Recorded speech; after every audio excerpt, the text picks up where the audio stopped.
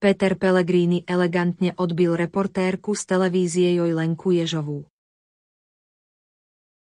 A schopnosti nemôže mať pochybnosť nikto vrátane pani prezidentky Slovenskej republiky.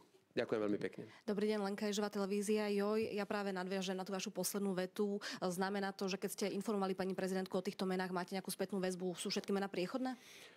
Nemám spätnú väzbu, ale my sme sa rozhodli, že nebudeme s pani prezidentkou testovať niekde zákulisne mená a potom, ja som presvedčený, že sme predstavili naozaj také mená v takej kvalite, že takúto pochybnosť o tom, že by pani prezidentka s niektorým z nominantov mohla mať problém, takúto vedomosť ja nemám.